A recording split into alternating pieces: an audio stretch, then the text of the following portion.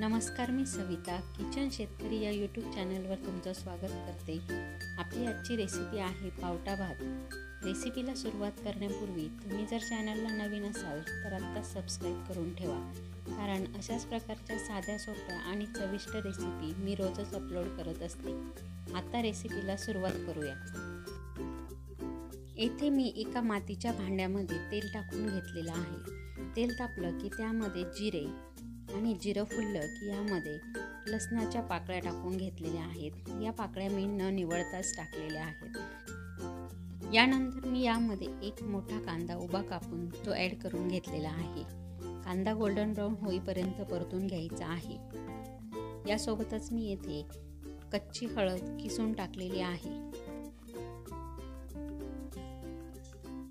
कांद्याचा कलर बऱ्यापैकी बदललेला आहे। आता मी यामध्ये एक टोमॅटो कापून टाकलेला आहे। यानंतर आपल्याला यामध्ये पावटा टाकून घ्यायचा आहे। पावटा देखील आपल्याला 3 ते 4 मिनिटं व्यवस्थित शिजवून घ्यायचा आहे। यानंतर मी यामध्ये काश्मीरी लाल मिरची पावडर, धने पावडर, गरम मसाला, घरगुती काळा मसाला, मीठ आणि हळद ॲड करून घेतलेली आहे। हे मसाले आपल्याला 1 ते 1.5 मिनिटं फ्राय करून घ्यायचे आहेत। मसाले फ्राय झाल्यानंतर मी यामध्ये बेबी पोटॅटो साईडला कट देऊन ॲड करून घेतलेले आहेत आणि त्यासोबतच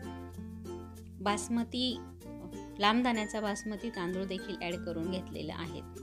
ही तांदूळ आधी स्वच्छ धुवून नंतर ॲड करून घेतलेले आहेत। ही सर्व जिन्नस मिक्स करून त्यावर कोथिंबीर टाकून घेतलेली आहे आणि पुन्हा एकदा मिक्स करून आपल्याला यामध्ये गरम केलेलं पाणी टाकून घ्यायचं आहे।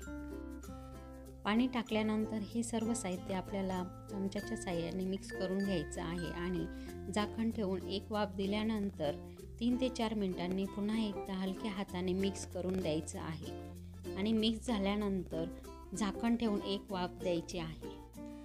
अशा प्रकारे आपला पावटा भात येथे तयार आहे।